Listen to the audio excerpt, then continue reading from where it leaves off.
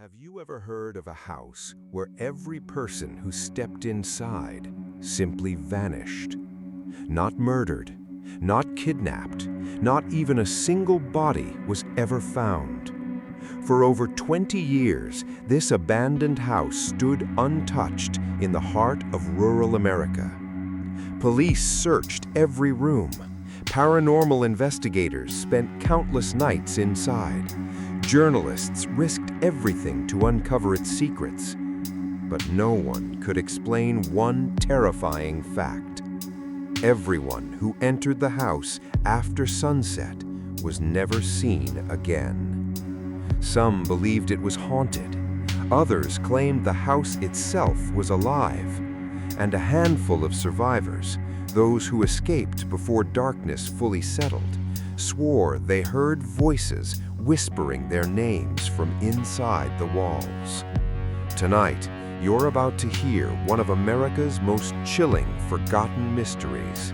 And by the end of this story, you may never look at an abandoned house the same way again.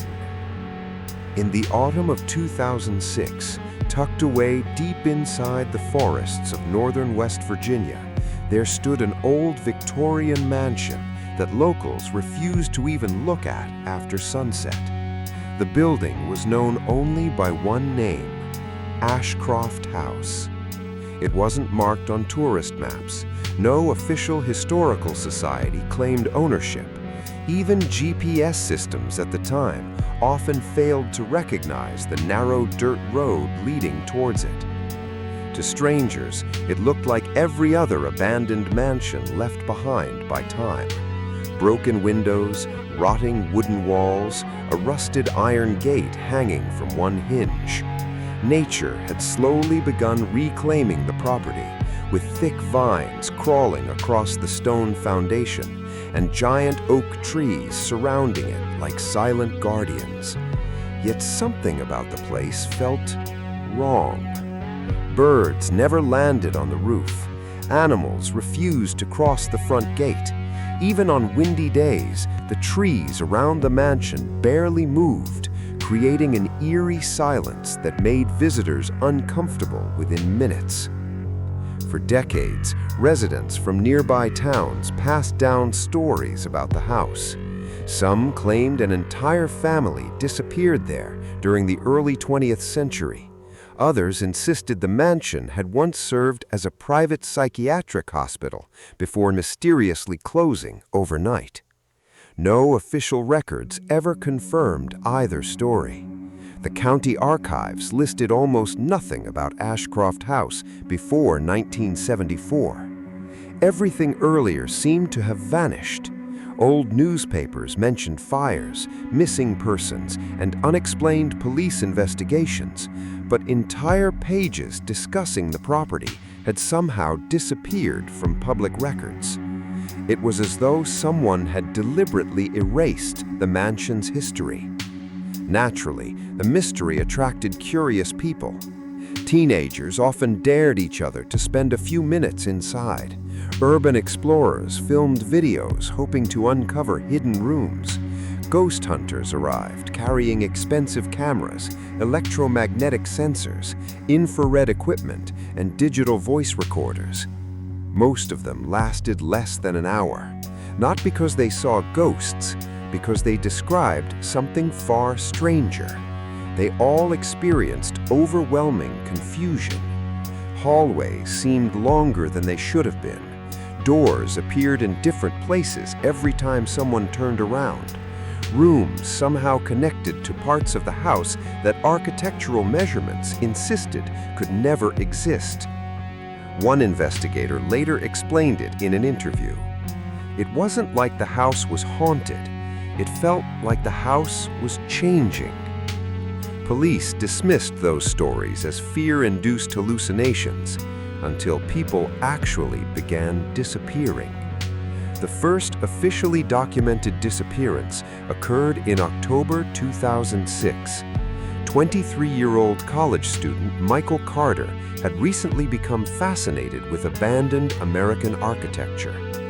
He wasn't reckless. Unlike many urban explorers, Michael carefully researched every location before visiting. He always informed friends where he planned to go. He carried backup batteries, multiple flashlights, a satellite phone, and a small digital camcorder that recorded continuously during his explorations. On October 14th, Michael drove alone towards Ashcroft House. He arrived shortly after 4 in the afternoon. According to gas station surveillance cameras located 12 miles away, he appeared completely relaxed. He even joked with the cashier about finally solving America's creepiest ghost story. That joke would become his last confirmed conversation anyone ever had with him. His camera, recovered weeks later, revealed the beginning of his visit. At first, nothing unusual happened. Michael walked through the front gate, narrating details for his viewers. The front porch creaked beneath his boots. Dust floated through sunlight streaming between broken windows. Every room looked abandoned but ordinary. Old furniture, collapsed ceilings, peeling wallpaper, broken mirrors. He laughed at how overhyped the legend seemed. "Honestly," he said while smiling into the camera, "this place isn't nearly as scary as people make it sound." Those would become his final confident words. About 30 minutes later, subtle changes began appearing in the recording. The camera briefly lost focus without explanation. Background sounds disappeared completely. Even Michael noticed. "That's weird." He paused. "I can't hear the wind anymore." Outside, massive tree branches should have been swaying loudly. Instead, silence. Absolute silence. Moments later, he entered what appeared to be the mansion's second-floor hallway. This is where investigators became deeply unsettled. According to architectural measurements taken years later, the hallway should have been approximately 40 feet long, but Michael walked nearly 2 full minutes without reaching the opposite end. His breathing gradually became heavier. "This hallway," he laughed nervously, "I swear it's getting longer." Then something happened that experts still struggle to explain. Michael turned around. The staircase behind him had vanished. Instead of leading back downstairs, there was another identical hallway stretching endlessly into darkness. His breathing accelerated. "Okay, this isn't funny." Assuming someone was playing an elaborate prank, Michael began checking every nearby wall. Solid wood, no hidden doors, no moving panels, nothing. He started walking faster. The camera shook violently as panic slowly replaced curiosity. Within minutes, every hallway looked identical. Every door led into another hallway. Every staircase returned him to the same floor. The mansion had somehow become a maze. Yet the most disturbing moment came just before the recording ended. Michael stopped suddenly. His flashlight pointed towards the far end of the corridor. Someone was standing there, not moving, not speaking, just watching. The figure appeared unnaturally tall. Its face remained completely hidden inside darkness, despite the flashlight shining directly towards it. Michael whispered only 4 words. "Who are you?" There was no answer. Instead, the figure slowly raised one arm and pointed directly behind Michael. His breathing became frantic. The camera swung around instantly. Nothing stood behind him. When he turned back toward the hallway, the figure had disappeared. Then came a sound investigators would never forget.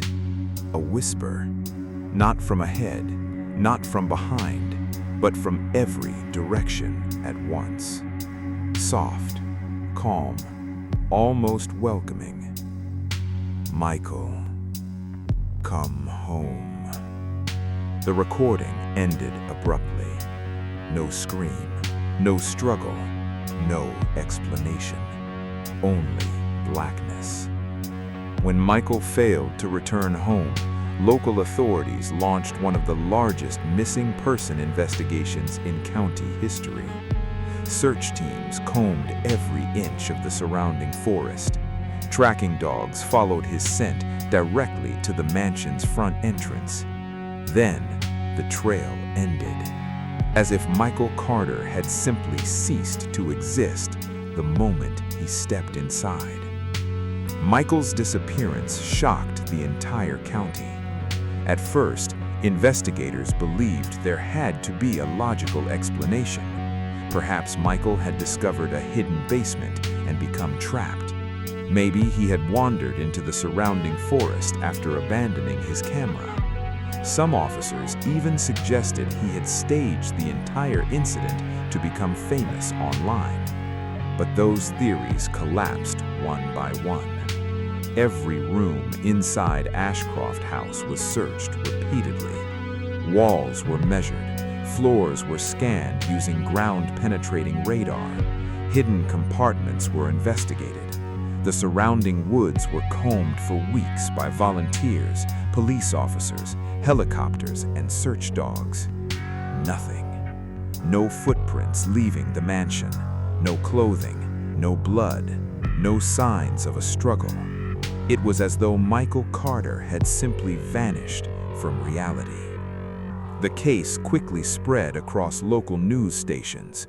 Within days, paranormal investigators from several states contacted local authorities requesting permission to examine the property.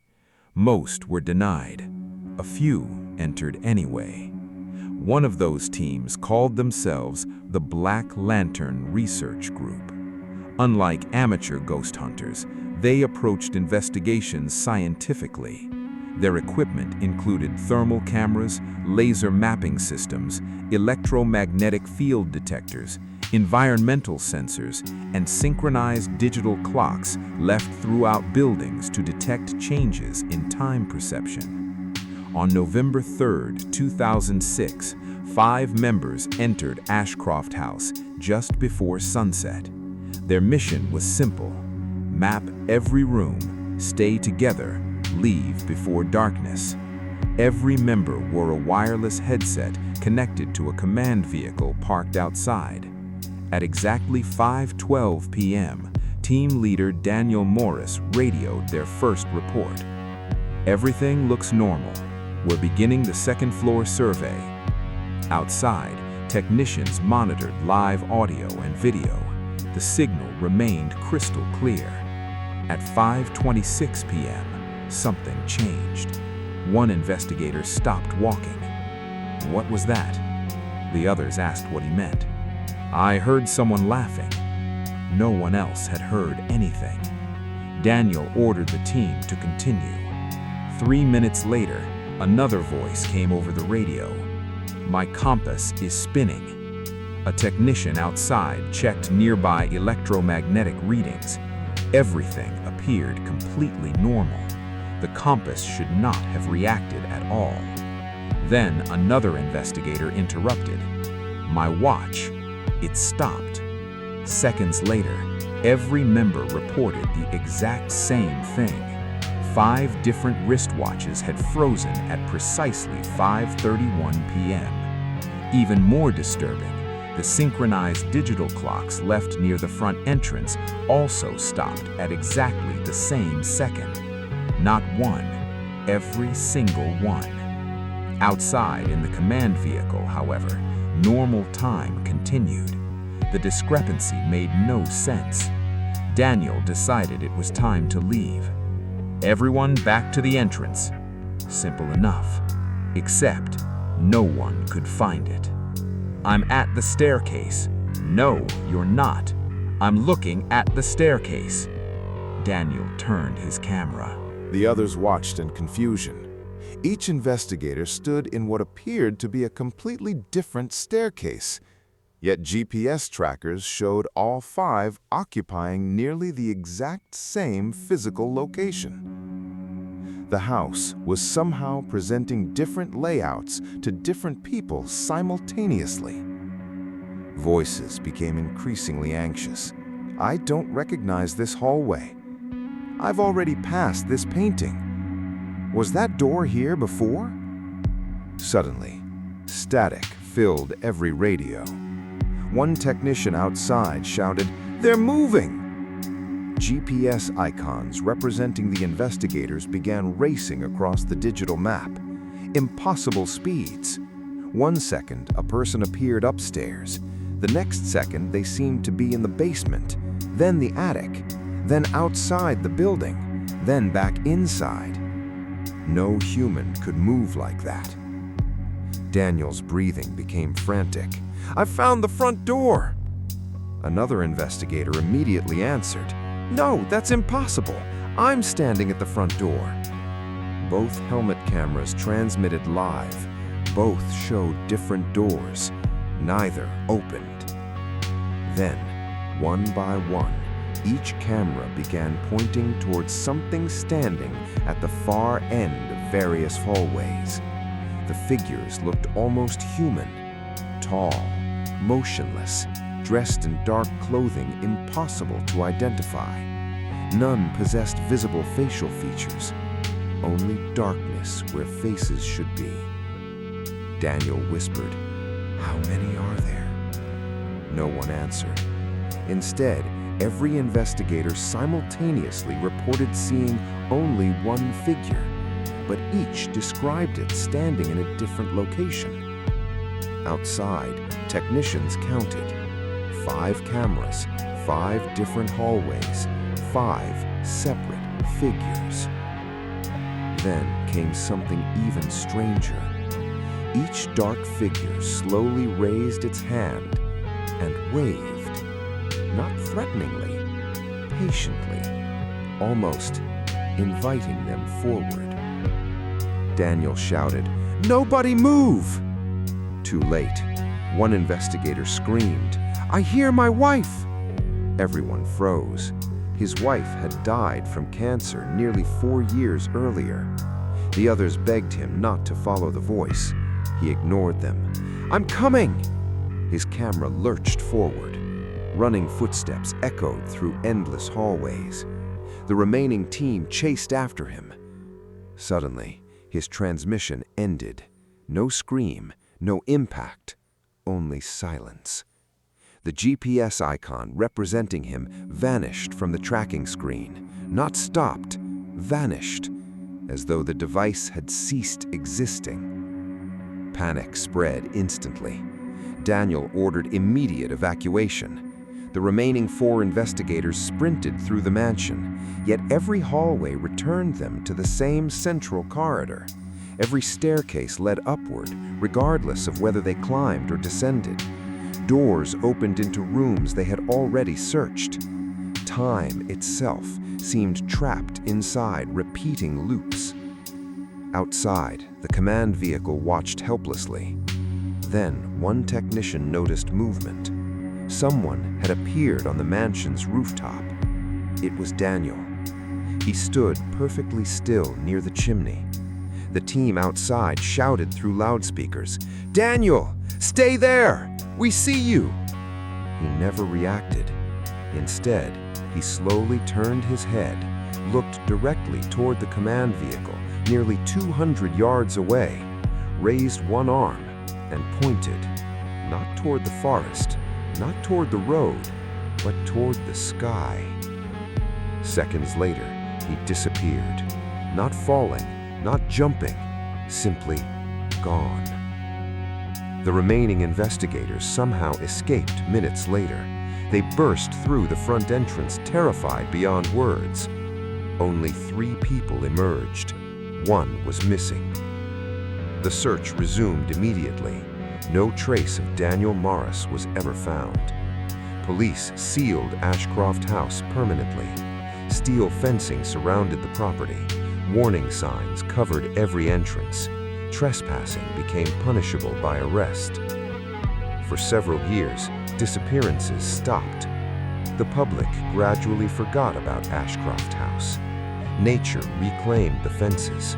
News stations moved on. The mansion faded back into silence.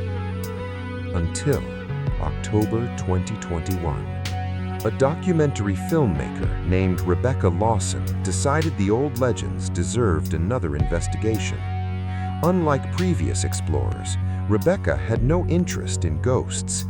She specialized in exposing myths using historical evidence. She assembled a professional crew of 6 people: drone operators, structural engineers, historians, former law enforcement investigators. Every member signed extensive safety agreements. Rebecca announced one strict rule: no one enters after sunset. The first day went exactly as planned. They flew drones above the property, created 3-dimensional laser scans, interviewed elderly residents from nearby towns. One 92-year-old woman quietly told Rebecca something no newspaper had ever reported. "My grandfather built that house." Rebecca leaned forward. "What happened there?" The old woman hesitated. "He never spoke about it, but every October he locked every door in our home before sunset." "He said the house wasn't haunted." Rebecca asked, "What did he think it was?" The elderly woman looked toward the distant forest, then answered with words Rebecca would never forget. "He believed the house was waiting for someone." The crew laughed nervously. Rebecca thanked her for the interview. That evening, while reviewing drone footage, one technician noticed something impossible. The roof measurements didn't match the laser scans taken only hours earlier. According to the drone, the mansion had 4 chimneys. According to ground measurements, it had only 3. The house appeared different depending on how it was observed. Rebecca realized this mystery was far stranger than anyone had imagined. She made one decision that would change everything. Despite her own safety rule, she announced they would spend exactly 1 hour inside after dark, only to prove there was nothing supernatural about Ashcroft House. None of them realized they had made the same decision every missing person before them.